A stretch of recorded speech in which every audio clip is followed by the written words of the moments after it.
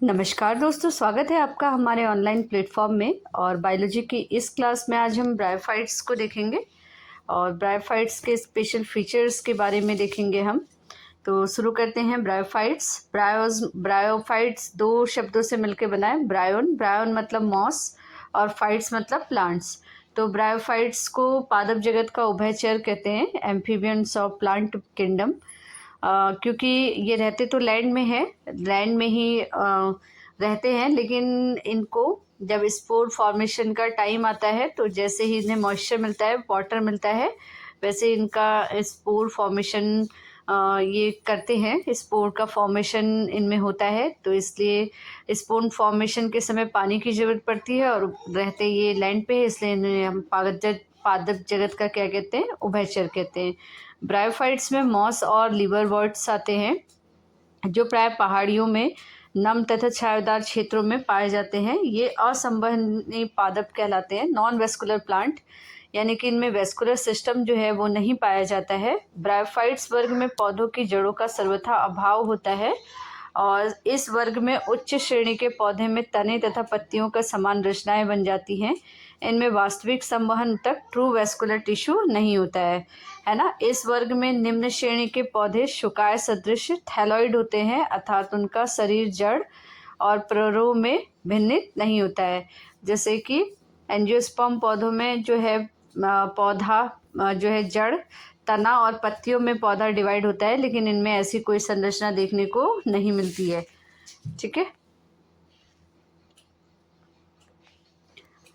तो सुकाई की निचली सतह वेंट्रल सरफेस या तने को आधार लग्न बेस कहते हैं। बेस से एक कोश की तंतु यानी कि फिलामेंट की तरह रचनाएं निकलती हैं, जिन्हें हम मूलाभास कहते हैं, राइजोइड्स कहते हैं। और ये रचनाएं पौधों में को भूमि या अधस्तन सब स्ट्रेटम में स्थिर रखने में सहायक होती है। और इस वर्ग में के निम्न श्रेणी के पौधों में बीजाणुद्भिद स्पोरोफाइट साधारण तथा आकार में छोटी रचना होती है, लेकिन उच्च श्रेणी के पौधों में इनका आकार जो है अधिक बड़ा होता है। बीजाणु उत्पन्न करने वाली पीढ़ी बीजाणुद्भिद का जीवन गैमेट उत्पन्न करने वाली पीढ़ी युग्मोद्भिद पर हमेशा अर्धपरजीवी होता है, अर्थात यह बीजाणुभिद का आंशिक रूप से भोजन प्राप्त करने का उद्गम है। कुछ पौधे द्विलिंगी होते हैं, अर्थात दोनों प्रकार के जननांग एक ही पौधे में उत्पन्न होते हैं। कुछ ऐसे भी होते हैं जिनमें नर और मादा जननांग अलग अलग पौधों पर होते हैं। ऐसे पौधों को हम क्या कहेंगे, एक लिंगी कहते हैं। ब्रायोफाइट्स के नर प्रजननांग मेल रिप्रोडक्टिव ऑर्गन को पुधानी एंथ्रीडियम तथा मादा प्रजननांग फीमेल रिप्रोडक्टिव ऑर्गन को स्त्रीधानी आर्चिगोनियम कहते हैं। पुधानियों एंथ्रीडिया से पुमणु एंड्रॉइड्स और या नर युग्मजन मेल गैमेट बनते हैं और स्त्रीधानी आर्चिगोनिया में अंड कोशिका एग सेल या मागदा युग्मक फीमेल गैमेट्स बनता है। निषेचन के लिए पानी की अत्यंत आवश्यकता पड़ती है और पानी के उपस्थित होने पर ही निषेचन की क्रिया हो पाती है। निषेचन में नर युग्मक तथा मादा युग्मक आपस में संयुग्मित फ्यूज्ड हो जाते हैं, फलस्वरूप एक द्विगुणित संरचना बनती है जिसे युग्मनज यानी कि जाइगोट कहते हैं। सामान्यतः बीजाणुभिद के 3 भाग होते हैं। फूड पाद जिसको कहते हैं हम, जिसके द्वारा गैमेटोफाइट जुड़ा रहता है। निवृत्त सीटा जिसे हिपेटेसी में छोटा और मोसेस में काफ़ी बड़ा होता है। और फिर आता है कैप्सूल, जिसमें बीजाणु यानी कि स्पोर्स बनते हैं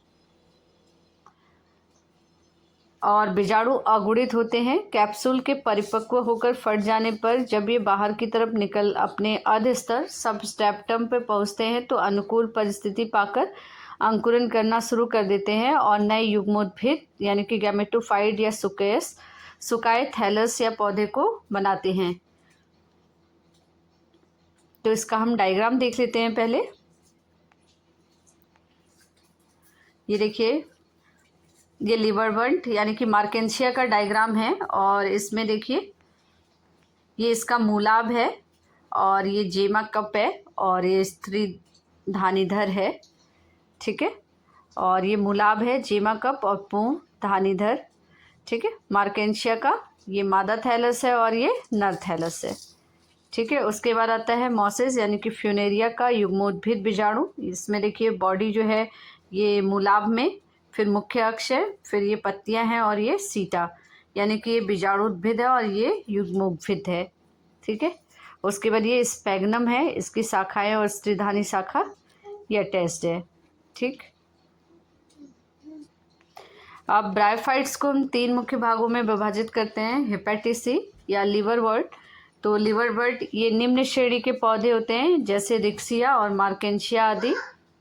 उसके बाद आता है मसाई या मोसिस। ये उच्च श्रेणी के पौधे होते हैं जैसे फ्यूनेरिया और पॉलीट्राइकम आदि। और एंथोसेरोटिन्स में इसमें एंथोसेरोस पादप सम्मिलित किया गया है। इन तीनों वर्गों की तुलनात्मक लक्षण निम्न तालिका में हम देखते हैं। तो देखिए इसके बीजाणुद्भिद पीढ़ी के भाग, सबसे पहले हेपेटिसी और एंथोसेरोटीज और मसाई। तो बीजाणुद्भिद पीढ़ी के भाग में हेपेटिसी में केवल पाद यानी कि फूड पाया जाएगा, और एंथोसेरोटीज में पादप एवं कैप्सूल पाए जाएंगे, और मसाई में पाद, सीटा और कैप्सूल में विभाजित होंगे। उसके बाद है सल्क। स्केल्स जो है इसमें उपस्थित होते हैं, एस्टोसेरेटीज में अनुपस्थित और मसाई में भी अनुपस्थित। उसके बाद पत्तियां पर्नेल सदस्यों में पाई जाती है जिनमें सिरा अनुपस्थित होता है, और एंथोसेरोटीज में अनुपस्थित और मसाई में उपस्थित मध्य सिरा युक्त होती है। मूलाभाव एक कोशिकीय और अशाखित होते हैं। एंथोसेरोटीज में बहुकोशिकीय और शाखित होते हैं, और मसाई में बहुकोशिकीय एवं शाखित होते हैं। सामान्य नाम लिवरवर्ट और एंथोसेरेटीन का है हॉर्नवर्ट और मॉस। उदाहरण के लिए रिक्सिया मार्केंशिया, और इसका हो जाएगा एंथोसेरोज और नाटोथाइलस, और इसका हो जाएगा फ्यूनेरिया और स्पैग्नम। ठीक है, अब देखते हैं ब्रायोफाइट्स का आर्थिक महत्व। तो इकोनॉमिक इम्पोर्टेंस, ब्रायोफाइट का बहुत कम आर्थिक महत्व है, लेकिन कुछ मॉस शाकाहारी स्तनधारियों, पक्षियों तथा अन्य प्राणियों का भोजन का पाचन करते हैं। स्फैग्नम की कुछ स्पेसीज जाति पीट प्रदान करती है जिसका उपयोग ईंधन के रूप में भी करते हैं। इसका उपयोग पैकिंग में और सजीव पदार्थों को स्थानांतरित करने में भी करते हैं। इसका कारण यह है कि इनमें पानी को रोकने की बहुत अधिक क्षमता होती है। लाइकेन समेत मोसेस सर्वप्रथम ऐसे सजीव हैं जो चट्टानों पर उगते हैं, और इनका पारिस्थितिक दृष्टि से बहुत महत्व है। इन्होंने चट्टानों को अपघटित किया और अन्य उच्च कोटि के पौधों को उगने के अनुरूप बनाया। चूँकि मॉस मिट्टी पर एक सघन परत बना देते हैं, इसलिए वर्षा की बौछारें मृदा को अधिक हानि नहीं पहुंचा पाती है, और इस प्रकार ये मृदा के अपक्षरण को रोकते हैं। उसके बाद आता है लिवरवर्ट। तो लिवरवर्ट प्राय छायादार स्थानों जैसे नदियों के किनारे, दलदल वाले स्थान, गीली मिट्टी, पेड़ों की छालों आदि पर उगते हैं। लिवरवर्ट को पादपकाय थैलासाप भी कहते हैं। थैलासाप यानी कि मार्केंशिया होती हैं, और थैलस जो है पृष्ठाधर होते हैं, तथा अधर स्तर में बिल्कुल चिपके रहते हैं। इसके पत्तीदार सदस्यों में पत्तियों की तरह छोटी छोटी संरचनाएं होती हैं जो तने की तरह रचना पर 2 कतारों में होती हैं। और लिवरवर्ट में अलैंगिक जनन थैलस के विखंडन अथवा विशिष्ट संरचना जेमा द्वारा होता है। जेमा हरी बहुकोश की अलैंगिक संरचना है। ये छोटे छोटे कप के समान होते हैं जिन्हें जेमा कप कहते हैं, और ये पैतृक पादप से अलग हो जाती हैं और इससे एक नया पादप उगाता है। अलैंगिक जनन के दौरान नर और मादा लैंगिक अंग या तो उसी थैलस पर या दूसरे थैलस पर बनते हैं, और स्पोरोफाइट की पात, सीटा तथा कैप्सूल मार्केंशिया में होता है, और मियोसिस के बाद कैप्सूल में स्पोर्स बनते हैं। और उसके बाद आता है मॉसेस। तो मॉसेस का जीवन चक्र प्रभावी अवस्था युग्मोद्भिद होता है जिसकी 2 अवस्थाएं होती है। पहली अवस्था प्रथम तंतु है, और जो स्पोर्स बनाता है, स्पोर्स से बनता है। यह बिसर्पी हरा शाखित तथा प्राय तंतुमयी होता है।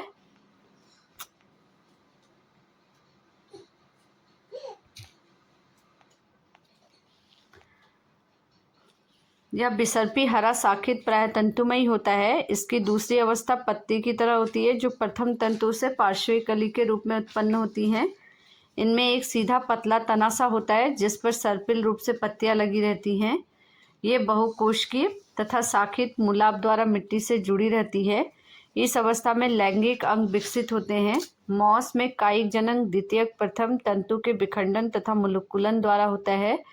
लैंगिक जनन में लैंगिक अंग पुधानी तथा स्त्रीधानी पत्ती प्ररोग की चोटी पर स्थित होते हैं। निषेचन के बाद युग्मनज में स्पोरोफाइट विकसित होता है जो पात, सीटा तथा कैप्सूल में विभेदित रहता है। और मॉसिस में स्पोरोफाइट लिवर्डवर्ट की अपेक्षा अधिक विकसित होता है। कैप्सूल में स्पोर्स होते हैं। मियोसिस के बाद स्पोर बनते हैं। मॉस में स्पोर्स विकिरण की बहुत विस्तृत प्रणाली होती है, उदाहरण के लिए फ्यूनेरिया, पॉलीट्राइकम और स्पैगनम। तो यहाँ पे हमने आज ब्रायोफाइट्स के स्पेशल फीचर्स को देखा और उसके आर्थिक महत्व को देखा। और नेक्स्ट वीडियो में हम टेरिडोफाइट्स को लेके आएंगे। आज के लिए इतना ही। धन्यवाद। चैनल को ज़्यादा से ज़्यादा लाइक करिए, शेयर करिए एंड सब्सक्राइब करिए। धन्यवाद।